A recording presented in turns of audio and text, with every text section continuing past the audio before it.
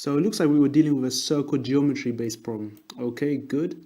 So, and we're given some information on the bottom left corner. It tells us that B, D, and E are points in the circle center O. So B, D, E is over here.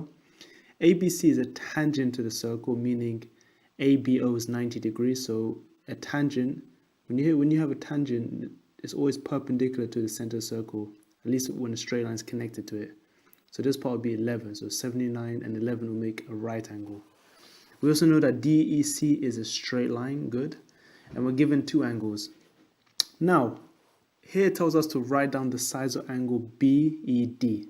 Okay, so BED is actually over here. And actually, just to know, if you know your circle theorem properties, then you'll recognize that this property here is part of the alternate angle theorem, which tells us that one angle one side of the chord, which is 79, is equal to the angle on the other side of the chord, which is here 79 too. So actually BED automatically is 79 degrees. So I could just write it here.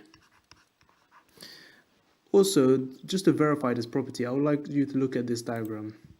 So over here, I've got some properties, in particular number 9, and this is from the CGP book. It tells us the alternate angle segment theorem. The angle between the tangent and the chord is always equal to the angle in the opposite segment, i.e. the angle in this part, as you can see, which is divided by tangent, is equal to the angle in the far corner in the opposite segment. You can think of this as two shaded parts. You've got the purple region, which includes the angle region, and the other side behind this chord, which will give you the identical angle. And this is right, it's probably the hardest rule to learn, so definitely memorize this property. Okay, so going back, let's have a look. So that's okay. So this is the ultimate angle segment with 1 mark. Now here we need to work out the size of angle BOE. So BOE is actually, well, it's actually quite straightforward. So this is literally, there's another theorem for this one, which states that this angle is twice the angle of this angle here. And it helps because this would literally be 2x. Another good thing to know is that because this is a straight line, we already know this angle here. This angle here is going to be 11 degrees. And we know this because, if you think about it, this is a right angle to the tangent. It always is. And it tells us over here, ABC is a tangent to the circle. So that's good. Yeah, so as I was saying, this was 2x, so this must be x.